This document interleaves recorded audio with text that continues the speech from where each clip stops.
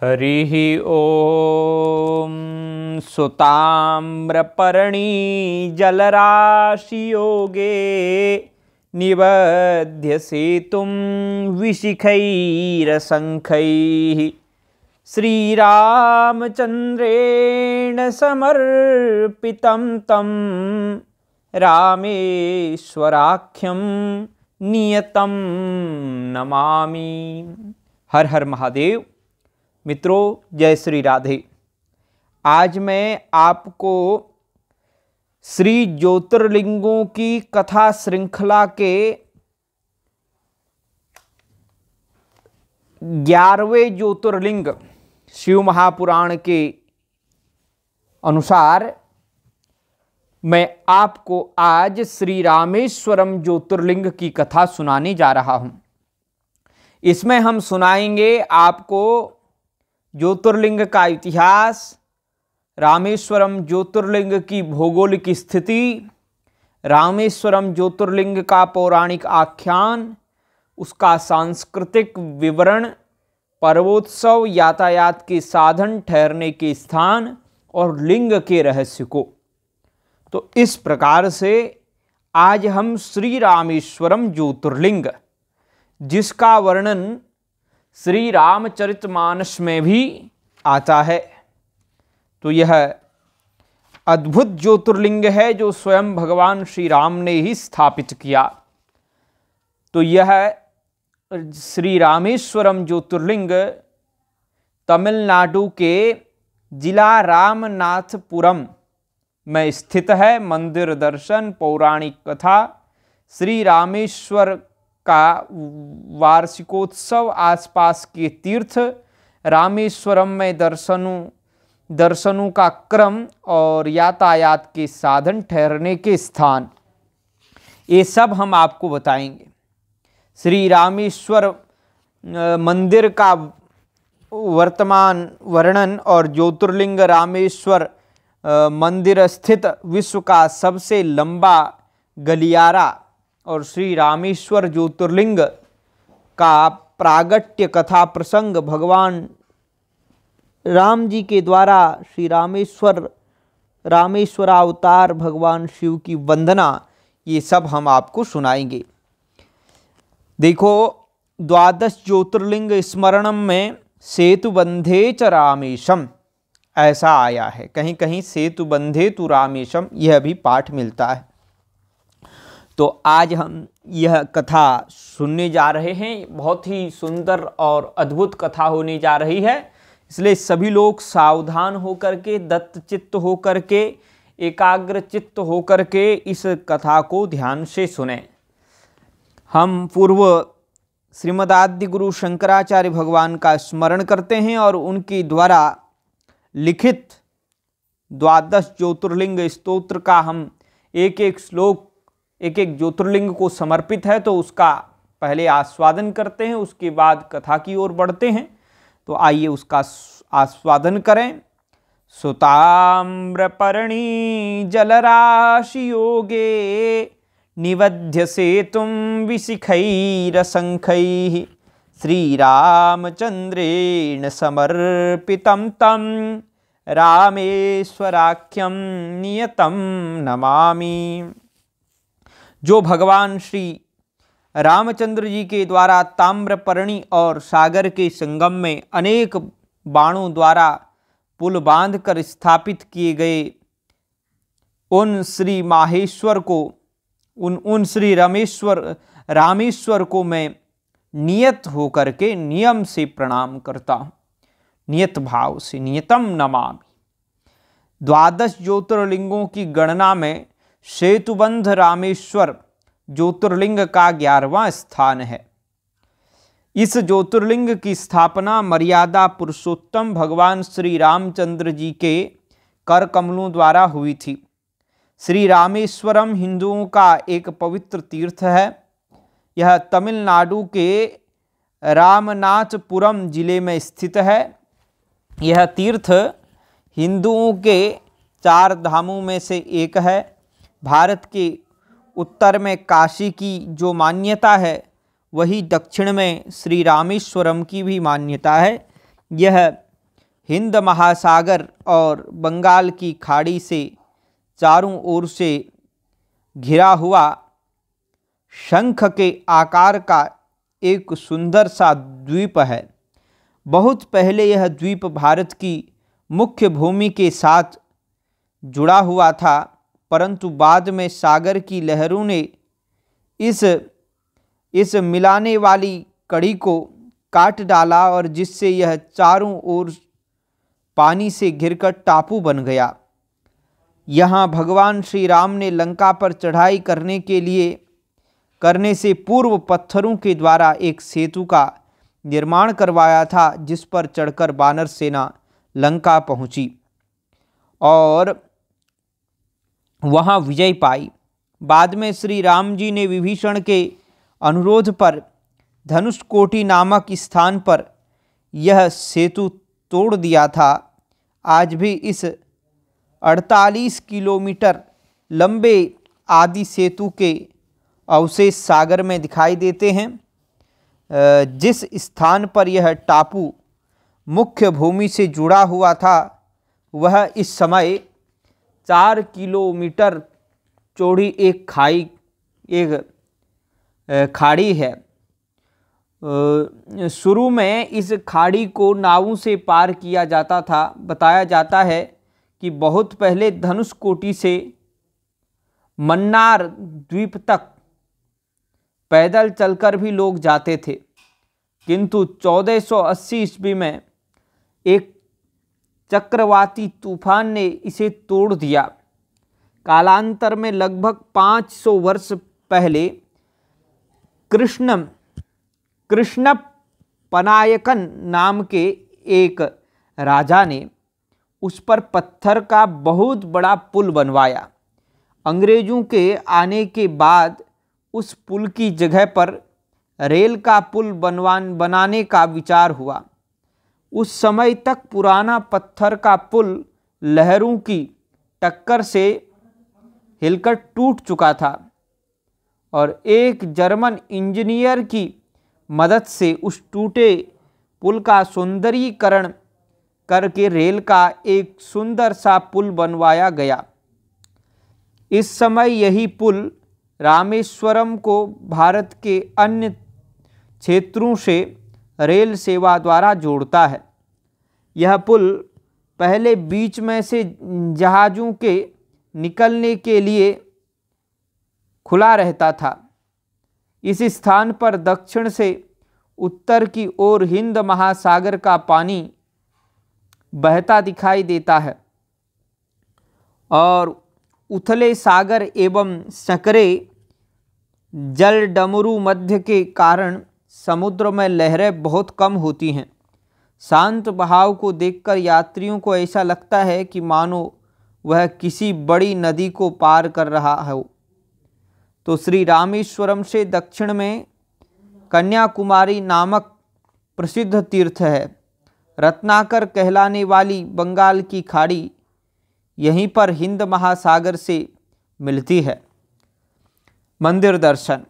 रामेश्वरम और सेतु बहुत प्राचीन है, किंतु रामनाथ का मंदिर ज़्यादा पुराना नहीं है। दक्षिण के कुछ और मंदिर 1,500-2 हज़ार साल पहले के बने हैं, जबकि रामनाथ के मंदिर को बने अभी कुल 800 वर्ष से भी कम हुए हैं।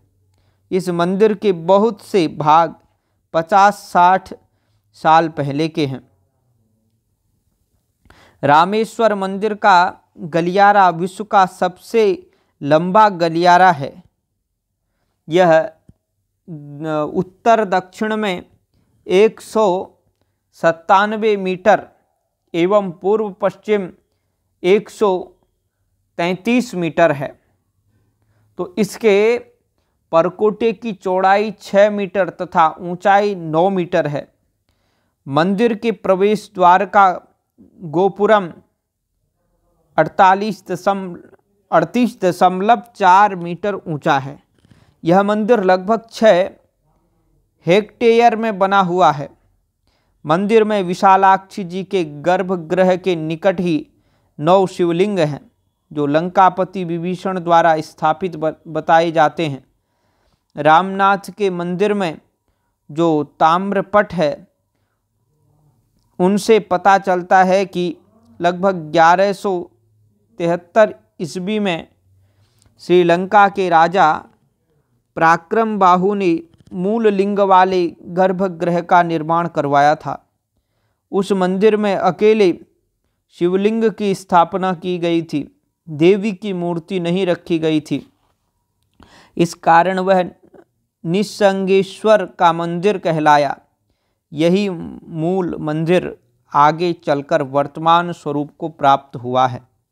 तत्पश्चात 15वीं शताब्दी में राजा उदयन सेतुपति और निकटस्थ नागौर निवासी वैश्य ने 1450 ईस्वी में इसका 78 फुट ऊंचा गोपुरम निर्माण करवाया था। बाद में मदुरई के एक देवी भक्त ने इसका जीर्णोद्धार करवाया था। 16वीं शताब्दी में दक्षिणी भाग के द्वितीय परकोटे की दीवार का निर्माण तिरुमलई सेतुपति ने करवाया था। इनकी तथा इनके पुत्र की मूर्ति द्वार पर भी विराजमान है। इसी शताब्दी में मदुरई के राजा विश्वनाथ नायक के एक अधीनस्थ राजा उदयन सेतुपति कट्टतेश्वर ने नंदी मंडप आदि का निर्माण करवाया। नंदी मंडप 22 फुट लंबा, 12 फुट चौड़ा एवं 17 फुट ऊंचा है। रामनाथ के मंदिर के साथ सेतु माधव का मंदिर आज से 500 वर्ष पहले रामनाथपुरम के राजा उदयन सेतुपति और एक धनी वैश्य ने मिलकर बनवाया था। 17वीं शताब्दी में दलवाई सेतुपति ने पूर्वी गोपुरम आरंभ किया। 18वीं शताब्दी में रवि विजय सेतुपति ने देवी देवताओं के शयन गृह एवं एक मंडप बनवाया। बाद में मुत्तु रामलिंग सेतुपति ने बाहरी परकोटे का निर्माण करवाया। सन 1897 से 1904 के बीच देवकोटई से एक परिवार ने 126 फुट ऊंचा 9 द्वार सहित पूर्वी गोपुरम निर्माण करवाया। इसी परिवार ने 1907 से 1925 में गर्भगृह की मरम्मत करवाई तथा 1997 में, और ये गलती हो गई, 1947 में महाकुंभाभिषेक भी करवाया। तो रामेश्वरम का मंदिर भारतीय निर्माण कला और शिल्प कला का एक सुंदर नमूना है। इसका प्रवेश द्वार 40 फुट ऊंचा है और प्राकार में, और मंदिर के अंदर सैकड़ों विशाल खंभे हैं जो देखने में एक जैसे लगते हैं, परंतु पास जाकर बहुत बारीकी से देखा जाए तो मालूम होगा कि हर खंभे पर बेलू बूटे की अलग अलग कारीगरी है। तो रामनाथ की मूर्ति के चारों ओर परिक्रमा करने के लिए 3 प्रकार बने हुए हैं। इनमें तीसरा प्राकार 100 साल पहले पूरा हुआ। इस प्राकार की लंबाई 400 फुट से अधिक है। दोनों ओर 5 फुट ऊंचा और करीब 8 फुट चौड़ा चबूतरा बना हुआ है। चबूतरे के एक ओर पत्थर के बड़े बड़े खंभों की लंबी कतारें खड़ी हैं। प्राकार के एक सिरे पर खड़े होकर देखने पर ऐसा लगता है मानो सैकड़ों तोरण द्वार स्वागत करने के लिए बनाए गए हैं। इन खंभों की अद्भुत कारीगरी देखकर विदेशी भी दंग रह जाते हैं। रामनाथ मंदिर के चारों ओर दूर तक कोई पहाड़ नहीं है जहाँ से पत्थर आसानी से लाए जा सकें। गंधमादन पर्वत तो नाम मात्र का है, यह वास्तव में एक टीला है और उसमें से एक विशाल मंदिर के लिए जरूरी पत्थर नहीं निकल सकते। रामेश्वरम के मंदिर में जो कई लाख टन के पत्थर लगे हैं वे सब बहुत दूर दूर से नाव में लाद कर लाए गए हैं। रामनाथ जी के मंदिर के भीतरी भाग में एक तरह का चिकना काला पत्थर लगा है। कहते हैं कि ये पत्थर लंका से लाया गया है, लंका से लाए गए पत्थर हैं।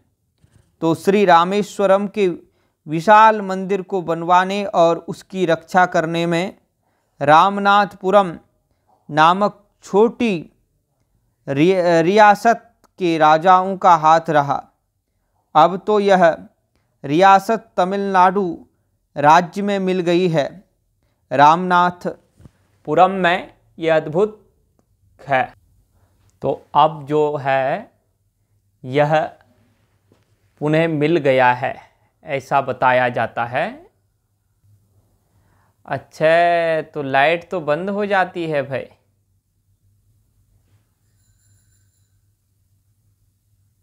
नारायण नारायण नारायण। तो थोड़ी सी लाइट की प्रॉब्लम आ गई है, फिर भी हम उपाय करते हैं।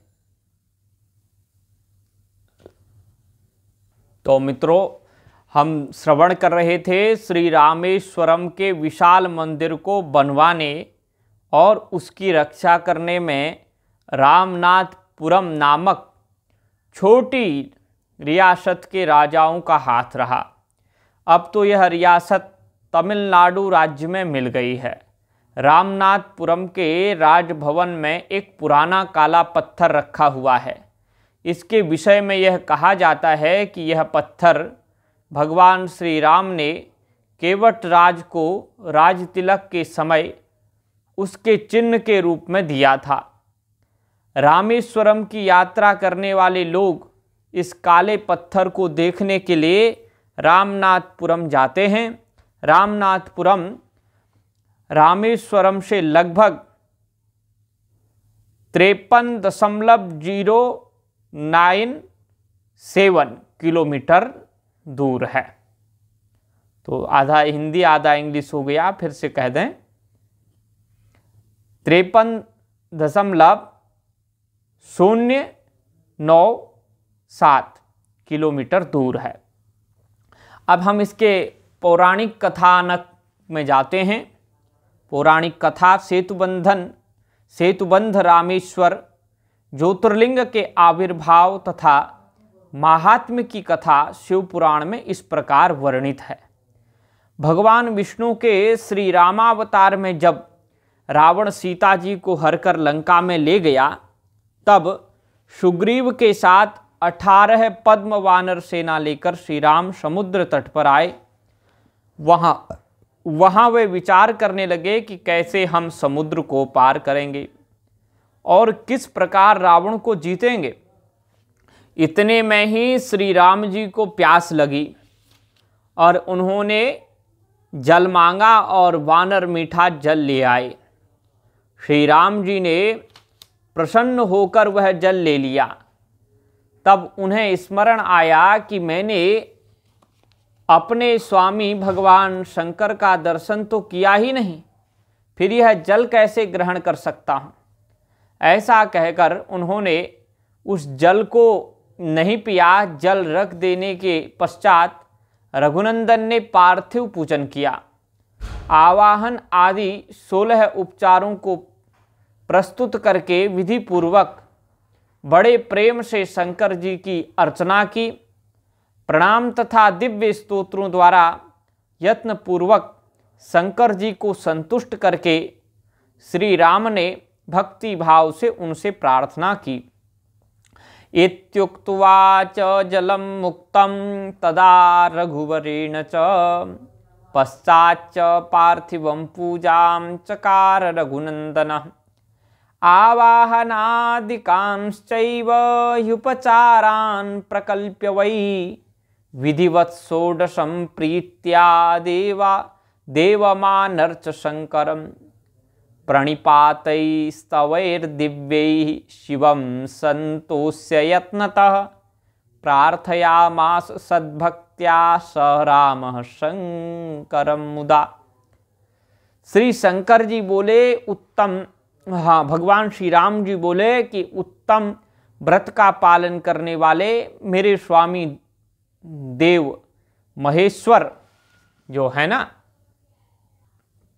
भगवान जो महेश्वर हैं,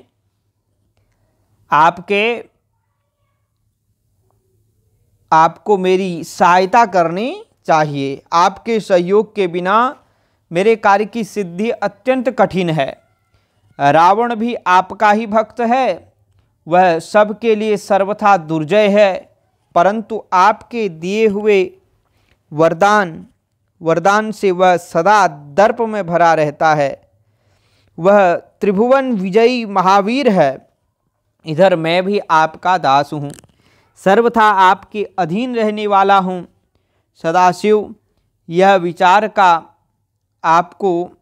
कर आपको मेरे प्रति विशेष कृपालु होना चाहिए। इस प्रकार प्रार्थना और बारंबार नमस्कार करके भगवान श्री राम ने अर्थात श्री राम प्रभु ने उन्होंने उच्च स्वर से जय शंकर हर हर शंकर जय शिव इत्यादि का उद्घोष करते हुए शिव का स्तवन किया। फिर उनके मंत्र के जप और ध्यान में तत्पर हो गए। तत्पश्चात पुनः पूजन करके वे स्वामी के आगे नाचने लगे। उस समय उनका हृदय प्रेम से द्रवित हो रहा था। फिर उन्होंने शिव के संतोष के लिए गाल बजाकर अव्यक्त शब्द किया। उस समय भगवान शंकर उन पर बहुत प्रसन्न हुए और वे ज्योतिर्मय महेश्वर वामांग भूता पार्वती तथा पार्षद गणों के साथ शास्त्रोक्त निर्मल रूप धारण करके तत्काल वहाँ प्रकट हो गए।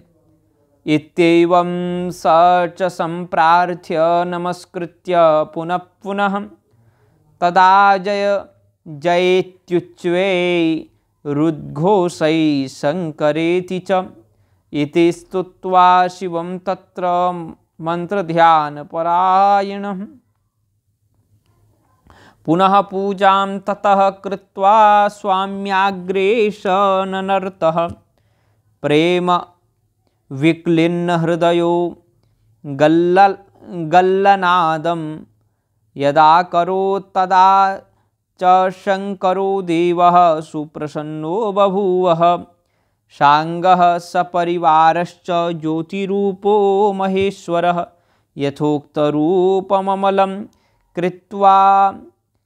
कृत्वा विरभवद्रुतं ततः सन्तुष्टहृदयो रामभक्त्या महेश्वरः शिवमस्तु वरं ब्रूहि रामीति स तदा ब्रवीत्। श्री राम की भक्ति से महेश्वर भगवान शिव अतीव प्रसन्न हो उठे। उन्होंने कहा, श्री राम तुम्हारा कल्याण हो, वर मांगो। उस समय उनका रूप देखकर वहाँ उपस्थित हुए सब लोग पवित्र हो गए। शिव धर्म परायण श्री राम जी ने स्वयं उनका पूजन किया। फिर भांति भांति की स्तुति एवं प्रणाम करके उन्होंने भगवान शिव से लंका में रावण के साथ होने वाले युद्ध में अपने लिए विजय की प्रार्थना की। तब राम भक्ति से प्रसन्न हुए महेश्वर ने कहा, महाराज तुम्हारी जय हो, रावण का विनाश हो, आपकी जय हो। भगवान शिव के दिए हुए विजय सूचक वर एवं युद्ध की आज्ञा को पाकर श्री राम ने नतमस्तक होकर हाथ जोड़कर उनसे पुनः प्रार्थना की। श्री राम जी बोले, मेरे स्वामी शंकर, यदि आप संतुष्ट हैं तो जगत के लोगों को पवित्र करने तथा दूसरों की भलाई करने के लिए सदा यहाँ निवास करें।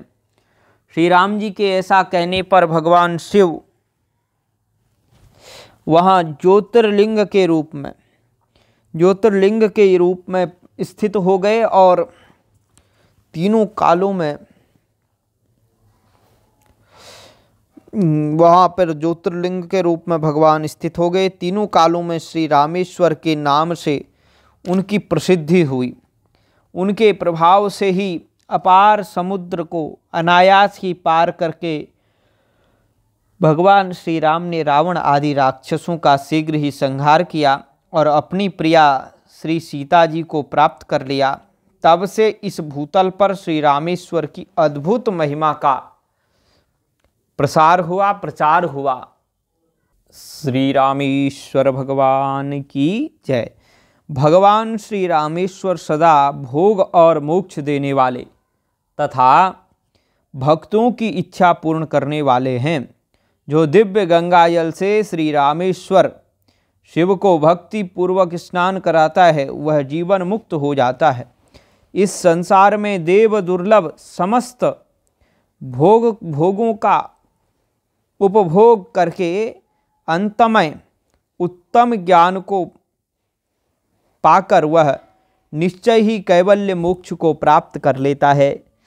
गोस्वामी तुलसीदास जी ने अपने श्री रामचरितमानस में लिखा है कि भगवान श्री राम ने समुद्र के तट पर श्री रामेश्वर ज्योतिर्लिंग की स्वयं शास्त्र विधि से स्थापना एवं पूजा की, इसलिए इस ज्योतिर्लिंग की विशेष महिमा है।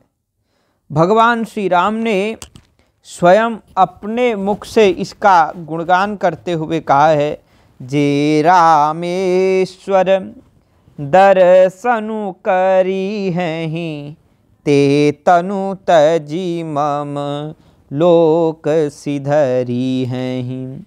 जो गंगा जलु आनी चढ़ाई सो सायुज मुक्ति नर पाई। होई अकाम जो छल तजी से इही भगति मोरी तेहि शंकर देई। मम कृत से तू जो दर्शन करही सो बिनु श्रम भव सागर तरिही। तो श्री रामेश्वर ज्योतिर्लिंग की स्थापना के संबंध में एक अन्य कथा स्कंद पुराण में वर्णित है, जो इस प्रकार है। जब भगवान श्री राम रावण का वध कर लंका पर विजय प्राप्त करने के बाद वापस अयोध्या लौट रहे थे, तो उन्होंने समुद्र के इस पार गंधमादन पर्वत पर रुककर प्रथम विश्राम किया। उनके साथ श्री सीता जी तथा दूसरे सहयोगी भक्तगण भी थे।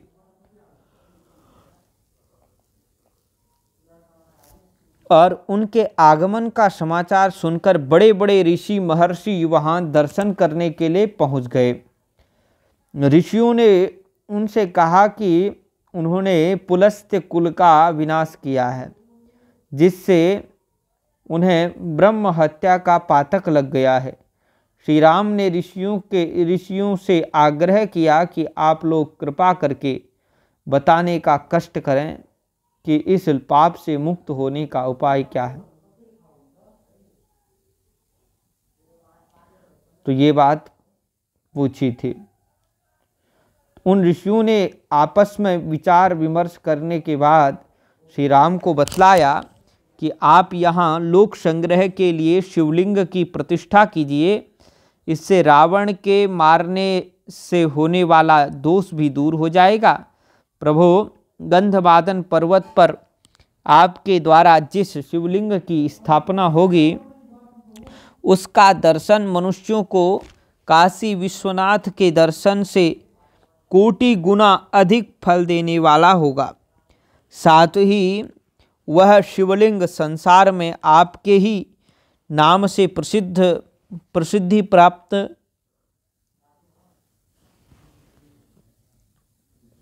तो वह लिंग आपके ही नाम से प्रसिद्धि प्राप्त करेगा। इसलिए रघुनाथ जी आप शिवलिंग स्थापना के कार्य में विलंब न करें। मुनियों के ये वचन सुनकर जगतपति श्री रामचंद्र जी ने शिवलिंग की स्थापना के लिए पुण्यकाल निश्चित किया, जो 2 ही मुहूर्त में आने वाला था। उसे निश्चित करके उन्होंने हनुमान जी को शिवलिंग लाने के लिए कैलाश पर्वत पर भेजा। हनुमान जी बड़े पराक्रमी थे। उन्होंने 2 मुहूर्त का पुण्यकाल जानकर भी भुजाओं पर ताल ठोंकी और वे देवताओं तथा महात्मा ऋषियों के देखते देखते बड़े वेग से ऊपर से उड़े और आकाश मार्ग को लांघते हुए कैलाश पर्वत पर जा पहुँचे। वहाँ उन्होंने लिंग रूपधारी महादेव जी का दर्शन नहीं, तो वहाँ उन्हें लिंग रूपधारी महादेव जी का दर्शन नहीं हुआ। तब उन्होंने महादेव जी को प्रसन्न किया और उनकी कृपा से शिवलिंग को प्राप्त किया। इतने में तत्वदर्शी मुनियों ने जब यह देखा कि हनुमान जी अभी आए नहीं तथा स्थापना का मुहूर्त अब बीतना ही चाहता है, तब उन्होंने परम बुद्धिमान श्री रामचंद्र जी से कहा कि हे प्रभु, हे श्री राम, हे महाबाहो श्री रामचंद्र जी, अब तो पुण्यकाल बीत रहा है, अतः जानकी जी ने लीला पूर्वक जो बालुका का लिंग बनाया है उसी को इस स्थान पर इस समय स्थापित कर दिया जाए।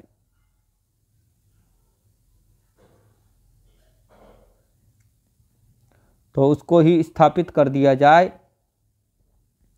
यह बात कह दी। तो यह भी अद्भुत बात थी। जानकी जी ने लीला पूर्वक ही बनाया था और उसी को इस समय स्थापित कर दीजिए, ऐसा कहा। तो यह सुनकर श्री रघुनाथ जी ने शीघ्रतापूर्वक जानकी जी की तथा मुनियों के सहित मंगलाचार आरंभ किया और ज्येष्ठ मास के शुक्ल पक्ष की 10वीं तिथि को बुधवार और हस्त नक्षत्र के योग में 10 करण आनंद और व्यतिपात योग, कन्या राशि के चंद्रमा तथा वृष राशि के सूर्य में परम पुण्यमय उपयुक्त 10 योगों की उपस्थिति में गंधमादन पर्वत पर सेतु की सीमा में लिंग रूपधारी भगवान शिव की स्थापना की थी। उस समय लिंग में पार्वती सहित भगवान शंकर प्रत्यक्ष नहीं थे। तो यह अद्भुत बात है। और इधर हनुमान जी नहीं आ पाए तो सीता जी के द्वारा बनाया हुआ लिंग ही स्थापित हो गया। तो समय बताया ज्येष्ठ मास के शुक्ल पक्ष की 10वीं तिथि को बुधवार और हस्त नक्षत्र के योग में गदकरण आनंद और व्यतिपात योग, कन्या राशि के चंद्रमा तथा वृष राशि के सूर्य में परम पुण्यमय उपयुक्त 10 योगों की उपस्थिति में गंधमादन पर्वत पर सेतु की सीमा में लिंग रूपधारी भगवान शिव की स्थापना की। उस समय लिंग में पार्वती सहित भगवान शंकर प्रत्यक्ष प्रकट हो गए थे। उनके ललाट पर चंद्रमा की कला और साक्षात गंगा शोभा पा रही थी। भगवान सांब शिव ने सब लोगों को शरण देने वाले महात्मा श्री रघुनाथ जी को इस प्रकार वरदान दिया, राघवेंद्र, आपके द्वारा यहाँ स्थापित किए गए शिवलिंग का जो दर्शन करेंगे वे यदि महापातकों से युक्त होंगे तो भी उनके पापों का शीघ्र ही नाश हो जाएगा। इस प्रकार धनुष कोटि में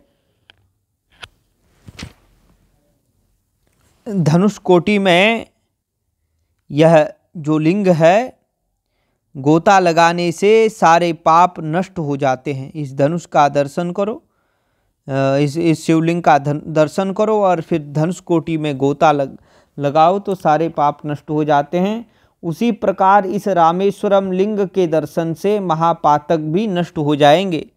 इस प्रकार अनायास ही सब कर्म करने वाले श्री रामचंद्र जी के द्वारा उस शिवलिंग की प्रतिष्ठा हो जाने पर पवन पुत्र हनुमान जी एक उत्तम शिवलिंग लेकर आ पहुँचे। उन्होंने दशरथ नंदन वीरवर श्री रामचंद्र जी को प्रणाम किया, फिर क्रमशः सीता, लक्ष्मण तथा सुग्रीव को भी नमन किया।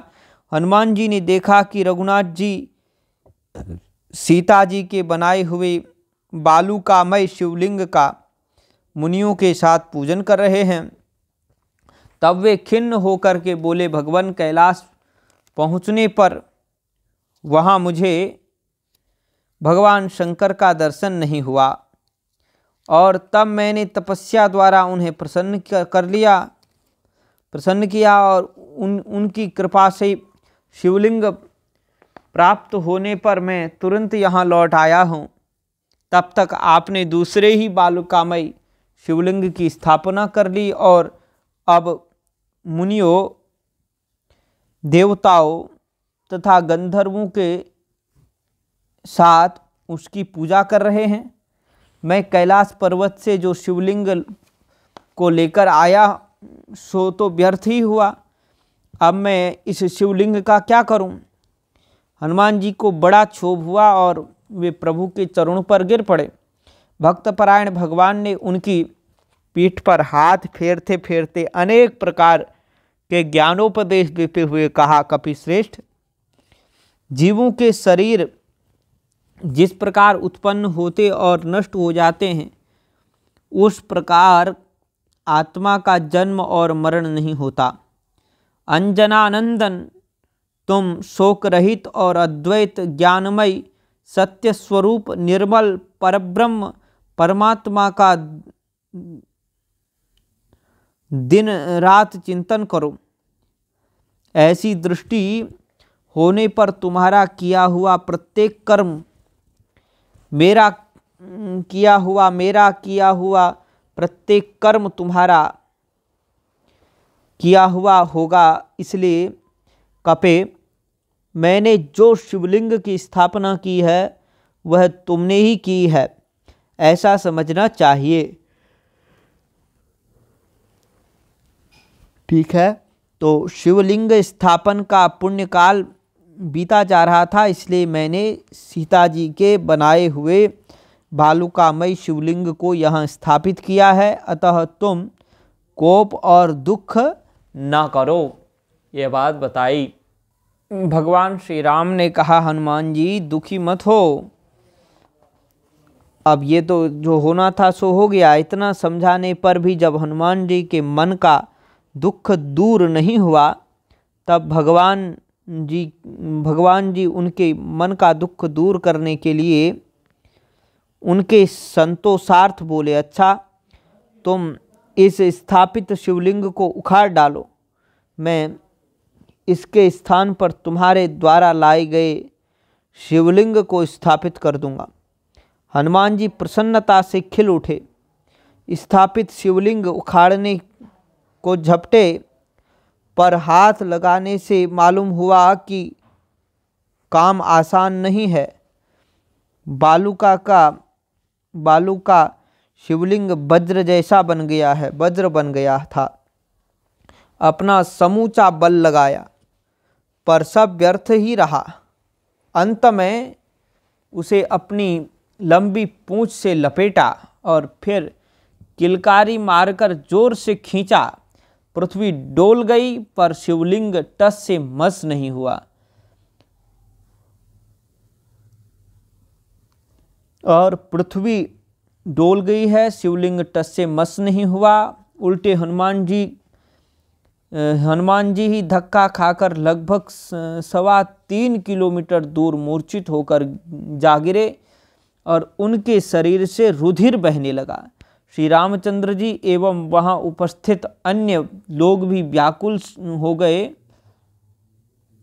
श्री सीता जी भी उनके शरीर पर हाथ फेरती हुई रुदन करने लगी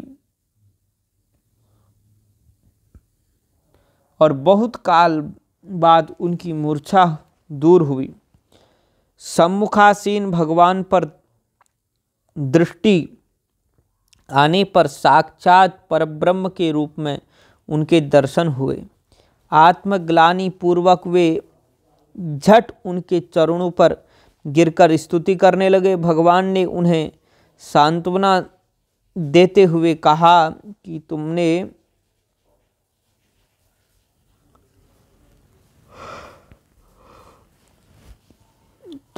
तुमने भूल की है जिससे इतना कष्ट मिला। मेरे द्वारा स्थापित किए हुए इस शिवलिंग को संसार की समूची शक्ति भी नहीं उखाड़ सकती। महादेव के अपराध से तुमको यह फल मिला है।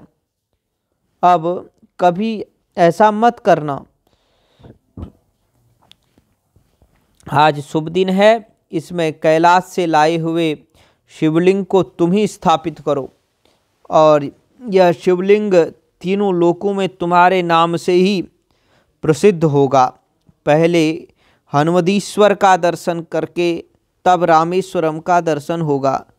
कपे, तुमने ब्रह्म राक्षसों के समुदाय का वध किया है, इसलिए अपने नाम से शिवलिंग की स्थापना करने पर तुम उस पाप से छूट सकोगे।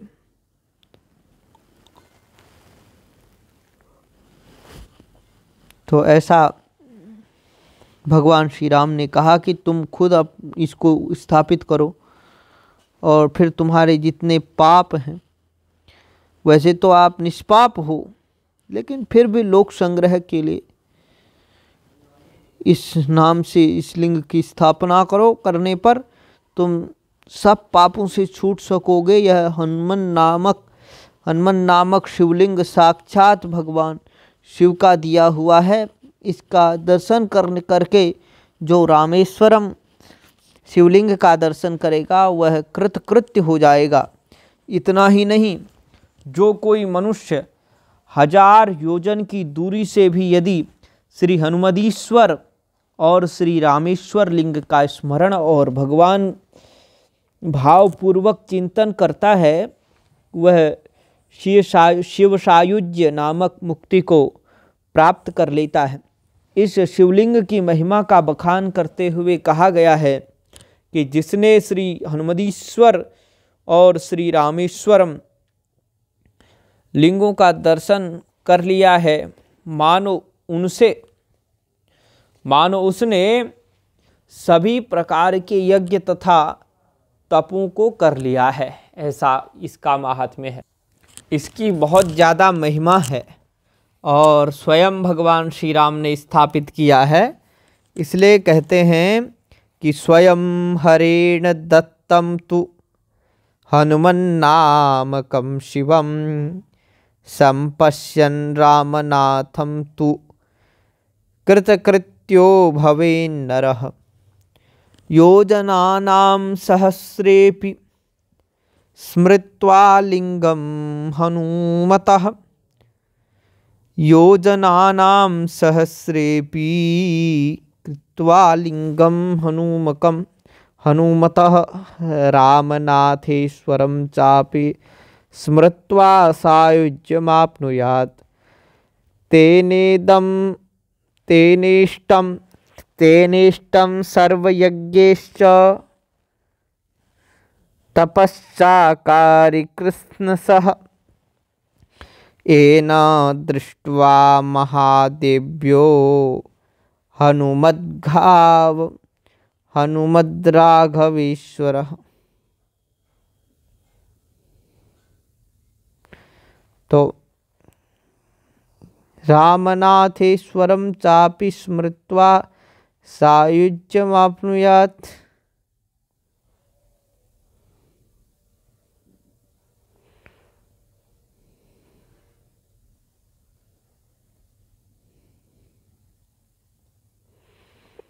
तो स्वयं हरेण दत्तं तु हनुमन्नामकं शिवं सम्पश्यन् रामनाथं च कृतकृत्यो भवेन्नरः। योजनानां सहस्रेऽपि स्मृत्वा लिङ्गं हनुमतः रामनाथेश्वरं चापि स्मृत्वा सायुज्यमाप्नुयात्। तेनेष्टं सर्वयज्ञैश्च तपश्चाकारि कृष्णसः येन दृष्टो महादेवो हनुमत् राघवेश्वर। हनुमत राघवेश्वरो। स्कंद पुराण के ब्रह्मखंड में सेतु महात्म्य का वर्णन प्रसंग यहाँ तक कहा गया है कि श्री रामेश्वर ज्योतिर्लिंग का दर्शन करने वाले पुरुष के दर्शन मात्र से दूसरे प्राणियों का पाप तत्काल नष्ट हो जाता है। जो प्रातःकाल उठकर 3 बार रामनाथ रामेश्वरम शब्द का उच्चारण करता है, उसका पहले दिन का पाप तत्काल नष्ट हो जाता है। और यदि प्राण त्याग के समय भगवान रामेश्वर का स्मरण करे तो फिर उसका पुनर्जन्म नहीं होता। रामनाथ महादेव करुणानिधि सदा मेरी रक्षा कीजिए, इस प्रकार जो सदा उच्चारण करता है वह कलयुग से पीड़ित नहीं होता, कलयुग से पीड़ित नहीं होता। रामनाथ महादेव मां रक्ष करुणानिधे इति यः सततं ब्रूयात् कलिनाशो न बाध्यते, कलिनाशो न बाध्यते। रामनाथ रामनाथ जगन्नाथ धुर्जटे नील लोहित जो इस प्रकार सदा बोलता है उसे माया नहीं सताती। नीलकंठ महादेव रामेश्वरम सदाशिव, सदा ऐसा बोलने वाला प्राणी काम से पीड़ित नहीं होता। हे रामेश्वर, हे यजमान के हे यमराज के शत्रु, हे कालकूट विष का भक्षण करने वाले शिव, प्रतिदिन इस प्रकार उच्चारण करने वाला पुरुष कभी क्रोध से पीड़ित नहीं होता। जो रामेश्वर महालिंग को गाय के दूध से स्नान कराता है, वह अपनी 21 पीढ़ियों का उद्धार करके शिवलोक में पूजित होता है। दही से स्नान कराने वाला पुरुष सब पापों से छूटकर भगवान विष्णु के लोक में जाता है, विष्णु के लोक में प्रतिष्ठित होता है। और रामेश्वर शिव को नारियल के जल से कराया हुआ स्नान ब्रह्म हत्या आदि पापों को भी दूर करता है। ब्रह्म हत्या आदि पापों का नाशक बताया गया है। वस्त्र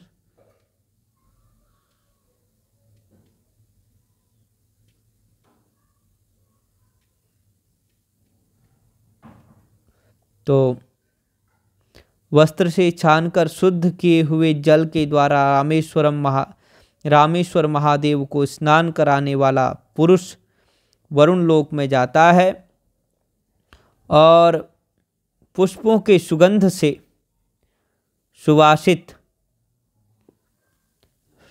से वासित जल के द्वारा दया निधान परमेश्वर ज्योतिर्लिंग को रामेश्वरम ज्योतिर्लिंग को स्नान कराने वाला मनुष्य शिवलोक में पूजित होता है। रामेश्वर धनुष कोटि में विराजमान भगवान रामेश्वर, ऐसा उच्चारण करके मनुष्य जहाँ कहीं भी स्नान करे सेतु स्नान का फल प्राप्त होता है। जो मनुष्य भगवान रामेश्वर के आगे प्रसन्नतापूर्वक दीपक अर्पण करता है वह अविद्यामय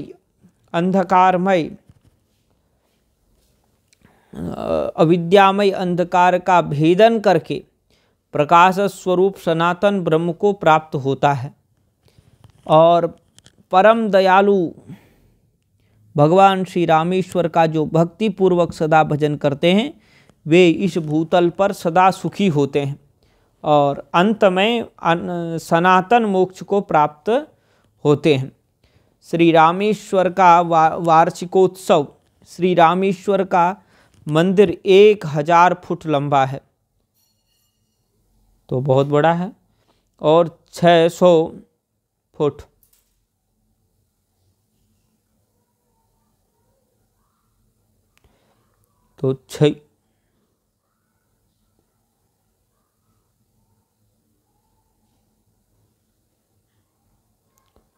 तो यह इतना ऊंचा है,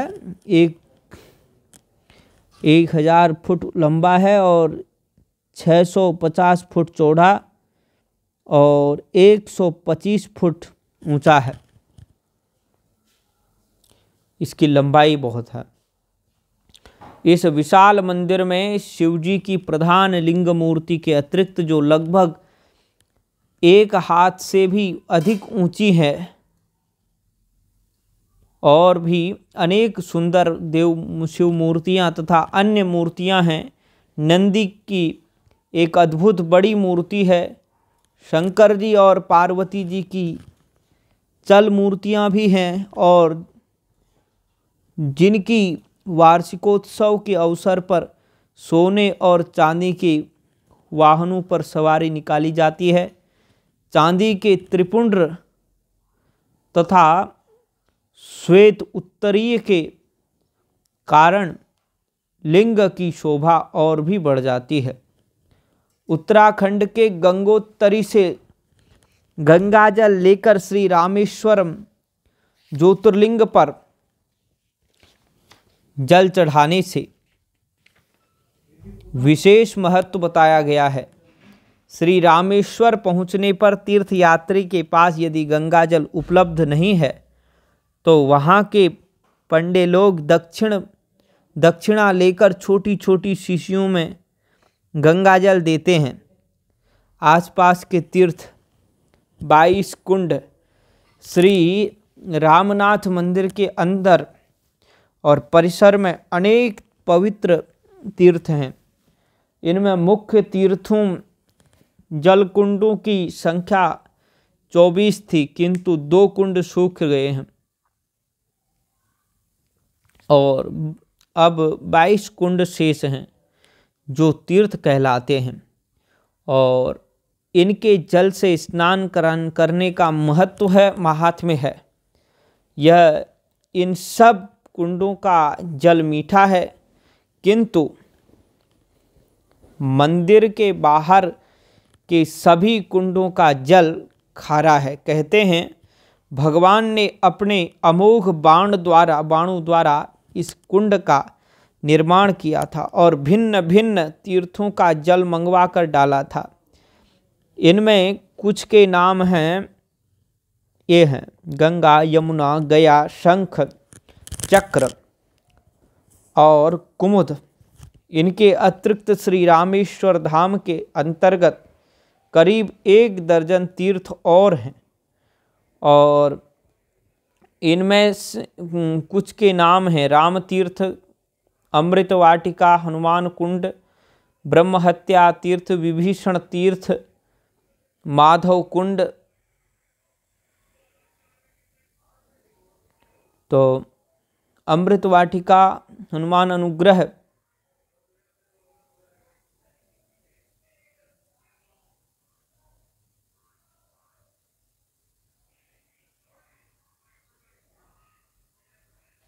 तो यह अद्भुत धाम है। वहाँ पे हनुमान कुंड, ब्रह्महत्या तीर्थ, विभीषण तीर्थ, माधव कुंड, नंदिकेश्वर और अष्टलक्ष्मी मंडप, चतुष्कोटि। टापू के दक्षिणी कोने में ये धनुष्कोटि, गलती से चतुष्कोटि हो रहा था, तो धनुष्कोटि है, धनुष्कोटि नामक तीर्थ है, जहाँ हिंद महासागर से बंगाल की खाड़ी मिलती है। इसी स्थान को सेतुबंध कहते हैं। लोगों का विश्वास है कि श्री राम ने लंका पर चढ़ाई करने के लिए समुद्र पर जो सेतु बांधा था वह इसी स्थान से आरंभ हुआ था। इस कारण धनुषकोटि का धार्मिक महत्व अत्यधिक है।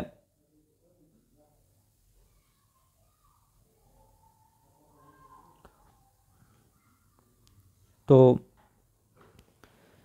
ये धनुषकोटि का भी धार्मिक महत्व है और यहीं से कोलंबो को जहाज जाते थे और अब यह स्थान चक्रवाती तूफान में बहकर समाप्त हो गया है।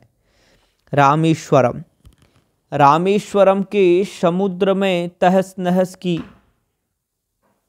कोड़ियाँ, शंख और सीपे मिलती हैं। कहीं कहीं सफ़ेद रंग का बड़ियास मूंगा भी मिलता है। और श्री रामेश्वरम केवल धार्मिक महत्व का तीर्थ नहीं है अपितु प्राकृतिक सौंदर्य की दृष्टि से भी दर्शनीय है। मद्रास से रेलगाड़ी यात्रियों को करीब 22 घंटे में रामेश्वरम पहुंचा देती है।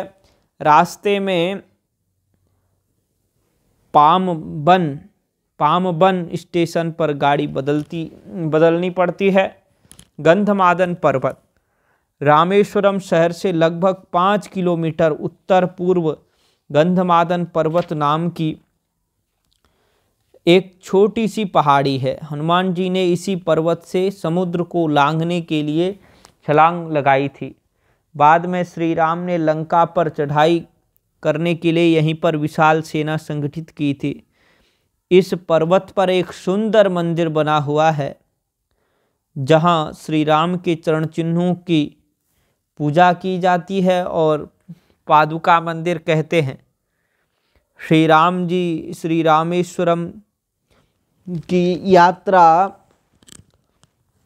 करने वालों को हर जगह राम कथा की गूंज सुनाई देती है। रामेश्वरम के विशाल टापू की चप्पा चप्पा भूमि श्री राम की कथा से जुड़ी हुई है। किसी जगह पर श्री राम ने सीता जी की प्यास बुझाने के लिए धनुष की नोक से कुआं खोदा था, तो कहीं उन्होंने सेना नायकों से सलाह की थी। कहीं पर सीता जी ने अग्नि प्रवेश किया था, तो किसी अन्य स्थान पर श्री राम ने जटाओं से मुक्ति पाई थी। ऐसी सैकड़ों कथाएं प्रचलित हैं। यहाँ राम सेतु के निर्माण में लगे ऐसे पत्थर भी मिलते हैं जो पानी पर तैरते हैं। मान्यता है कि नल नील नामक 2 वानरों ने पूर्व में प्राप्त वरदान के कारण जिस पाषाण शिला को छुआ वह पानी पर तैरने लगी और सेतु के रूप में उपयोगी सिद्ध हुई। एक अन्य मत के अनुसार वे दोनों भाई पानी पर सेतु निर्माण की कला या विद्या के ज्ञाता थे, जिन्होंने भगवान श्री राम की आज्ञा से सेतु का निर्माण किया और गंधमादन पर्वत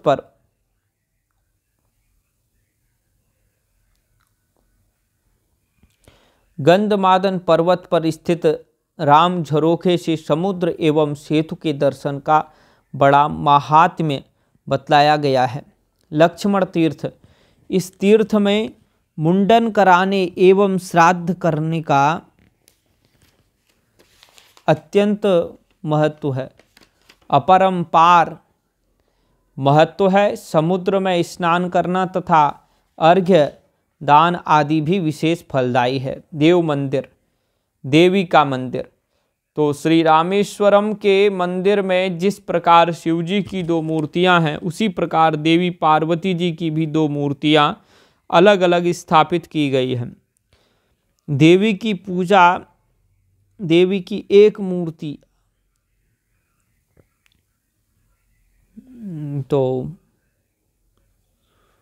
ये जो मंदिर है, जिस प्रकार शिव जी की 2 मूर्तियां हैं, उसी प्रकार देवी पार्वती जी की भी 2 मूर्तियां अलग अलग स्थापित की गई हैं। देवी की एक मूर्ति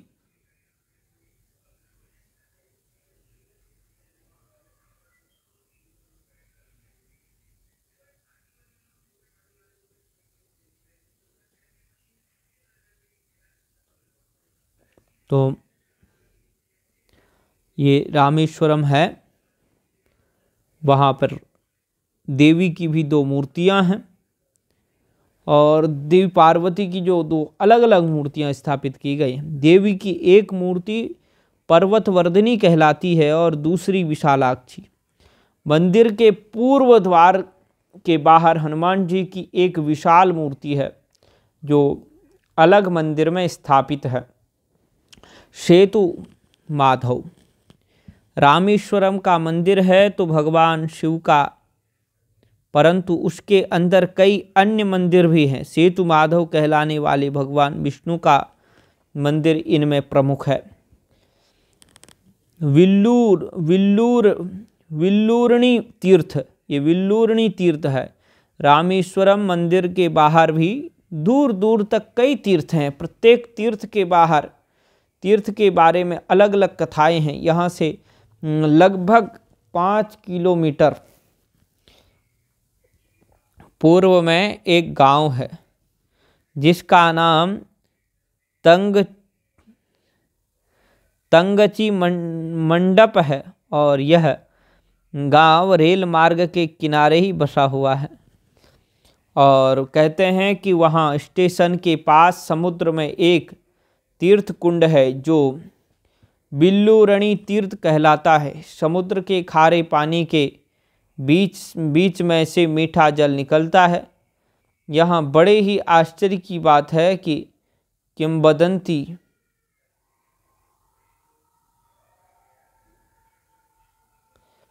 तो यहाँ पे ये बताया गया है कि जिसका नाम यह है तंगची मंडप है, तो यह गांव रेल मार्ग के किनारे ही बसा है। वहाँ स्टेशन के पास समुद्र में एक तीर्थ कुंड है जो बिल्लूरणी तीर्थ कहलाता है और समुद्र के खारे पानी के बीच में से मीठा जल निकलता है। खारे पानी के बीच में से मीठा जल निकलता है। यह बड़े ही आश्चर्य की बात है। किंवदंती है कि एक बार माता सीता जी को बहुत तेज प्यास लगी थी और निकट में समुद्र को छोड़कर और कहीं पानी था ही नहीं, इसलिए भगवान श्री राम जी ने अपने धनुष की नोक से यह कुंड खोदा था। एकांत राम तंगची मड़प, इसका ये मंडप भी नहीं है, तंगची मड़म। ये तंगची मड़म स्टेशन के पास एक जीर्ण मंदिर है और उसे एकांत राम का मंदिर कहते हैं। वर्तमान में यह मंदिर जीर्ण शीर्ण अवस्था में है। श्री रामनवमी के पावन पर्व पर यहाँ कुछ रौनक रहती है, शेष दिनों में बिल्कुल सूना रहता है। मंदिर के अंदर श्री राम जी, श्री लक्ष्मण जी और श्री हनुमान जी है और श्री सीता जी की भी बहुत ही सुंदर सेवा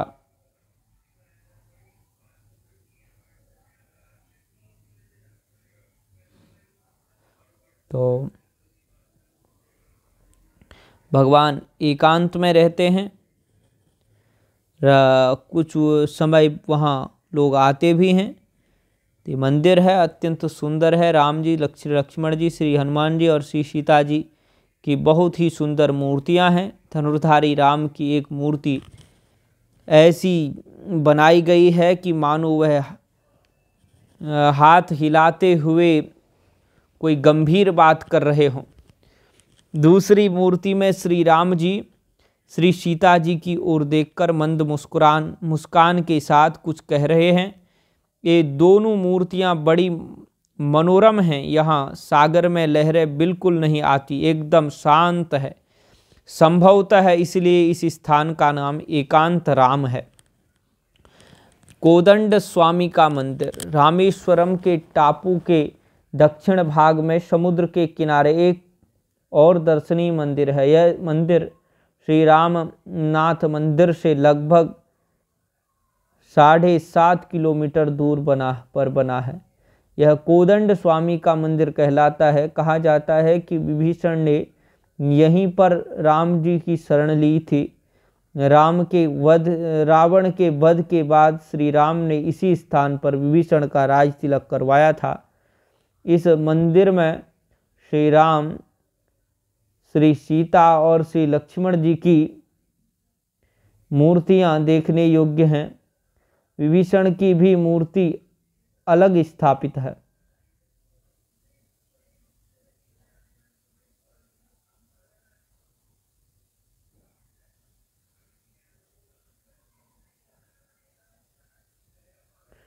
तो यहाँ पर ये जो कोदंड तीर्थ है तो इतनी दूर है ये। यहीं भगवान श्री राम ने विभीषण जी को शरणागति, उनका राज्याभिषेक किया। इस मंदिर में श्री राम, श्री सीता और श्री लक्ष्मण जी की मूर्तियां देखने योग्य हैं। विभीषण की भी मूर्ति अलग स्थापित है। सीता कुंड, तो श्री रामेश्वरम को घेरे हुए समुद्र में भी कई विशेष स्थान ऐसे बताए जाते हैं जहां स्नान करना पाप मोचन माना जाता है।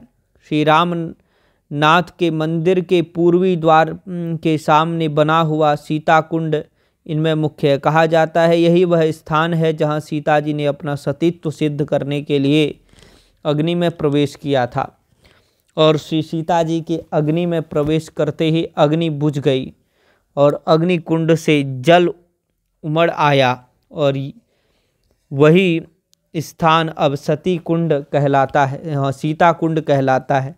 यहाँ पर समुद्र का किनारा आधा गोलाकार है। सागर एकदम शांत है, उसमें लहरें बहुत कम उठती हैं। इस कारण देखने में वह एक तालाब सा लगता है और यहाँ पर बिना किसी खतरे के स्नान किया जा सकता है। यहीं हनुमान कुंड में तैरते हुए पत्थर भी दिखाई देते हैं। आदि सेतु, श्री रामेश्वरम से लगभग 8 किलोमीटर दक्षिण में यह स्थान है, जिसे दर्भशयनम कहते हैं। यहीं पर श्री राम जी ने समुद्र में सबसे पहले सेतु बांधने का काम शुरू किया था। इस कारण यह स्थान आदि सेतु भी कहलाता है।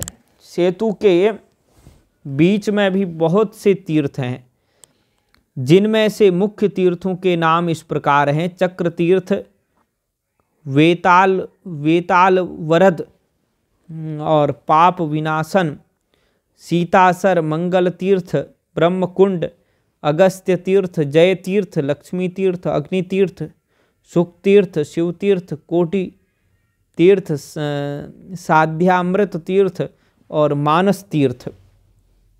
रामेश्वरम में दर्शनों का क्रम, स्फटिक लिंग, रामेश्वरम में स्फटिक लिंग के दर्शनों का अपना अलग महत्व है। इसका दर्शन सुबह 5 बजे से 6 बजे के बीच में ही होते हैं। मंदिर खुलते ही प्रथम इसकी पूजा होती है।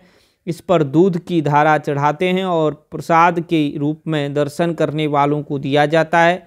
इसके बाद समुद्र में स्नान किया जाता है। समुद्र स्नान के पश्चात 22 कुंड तीर्थों में स्नान किया जाता है। रामेश्वरम में सभी का शुल्क लगता है और दर्शनार्थी स्नान करके बाहर से पूजा सामग्री, नारियल, फूल माला तथा हरिद्वार, गंगोत्री आदि से लाया हुआ गंगा जल लेकर जैसे ही अंदर जाएंगे वैसे ही मंदिर के पुजारी द्वारा जल से भगवान का अभिषेक कर दिया जाता है। प्रसाद को लेकर चढ़ा दिया जाता है। हाँ, मंदिर के अंदर जाने के लिए टिकट लेना नहीं भूलना चाहिए। रामेश्वरम भगवान के दर्शन से पहले दाईं ओर विश्वनाथ लिंग के दर्शन का प्रावधान है, क्योंकि रामचंद्र जी के वचनों के अनुसार पहले हनुमान जी द्वारा कैलाश पर्वत से लाए गए शिवलिंग के दर्शन करने का विधान है, जिसे हनुमदीश्वर कहते हैं। तो मंदिर में गाइड तथा पंडा की भी सुविधा उपलब्ध रहती है। आवश्यकता अनुसार लोग उनका भी उपयोग करते हैं। बाईं ओर दूसरे घेरे में जाने पर पार्वती देवी का मंदिर है, वहीं पर शयन कक्ष है जहाँ भगवान की सोने की मूर्ति को शयन कक्ष में लाया जाता है और शयन पूजा होती है तथा सभी को प्रसाद दिया जाता है। इस प्रकार सुबह भगवान की मंगला आरती होती है। इस प्रकार ये दोनों दर्शन जरूर करने चाहिए। यातायात के साधन, सेतुबंध रामेश्वरम नामक पावन तीर्थ दक्षिण भारत के समुद्र तट पर अवस्थित है। यहाँ पहुँचने के लिए पर्याप्त साधन सुलभ हैं। देश के प्रसिद्ध महानगर दिल्ली, मुंबई, कोलकाता आदि से रामेश्वरम जाने के लिए चेन्नई, मद्रास जाना पड़ता है। रामेश्वरम चेन्नई से लगभग 680 किलोमीटर दक्षिण पूर्व में स्थित है। चेन्नई से दक्षिण रेलवे मार्ग से त्रिचिनापल्ली होते हुए रामेश्वरम पहुंचा जाता है। इन महानगरों से वायु मार्ग की भी समुचित व्यवस्था है। ठहरने के स्थान, श्री रामेश्वरम पहुंचने वाले यात्रियों को ठहरने की भरपूर व्यवस्था है। मंदिर परिसर के आसपास अत्याधुनिक सुविधा संपन्न तमाम होटल एवं लॉज हैं। यहाँ पर यात्रियों को रहने की अच्छी खासी व्यवस्था है। दर्शनार्थियों के विश्राम के लिए बहुत सी धर्मशालाएं भी हैं। अग्रशयन भवन, माहेश्वरी भवन, बागुड़ निवास, पोद्दार निवास, गुजरात भवन, बजरंग बाबा आश्रम, प्रणामी मंगल मंदिर आदि प्रमुख ऐसी जगह हैं जहां पर खाने की भी उचित व्यवस्था है। तो इस प्रकार से श्री रामेश्वरम की कथा लगभग 1.25 घंटे में पूर्ण होती है। बीच में आज बहुत सारा व्यवधान आ गया था, कभी लाइट गई तो कभी कुछ नेट में कमजोरी आई, कभी कुछ समस्या पैदा हो गई, तो कुछ बीच में ज़रूर गलती हुई होगी। इसलिए हम श्रोताओं से विनम्र निवेदन करते हैं कि उन सब गलतियों के लिए हम आपसे क्षमा प्रार्थना करते हैं और भगवान से भी क्षमा प्रार्थना करते हैं। आनंद लें, श्रवण करें। यह 11वां ज्योतिर्लिंग श्री राम के द्वारा स्थापित श्री रामेश्वरम ज्योतिर्लिंग श्री रामनाथ महाप्रभु हैं। जय जय शंकर, हर हर शंकर।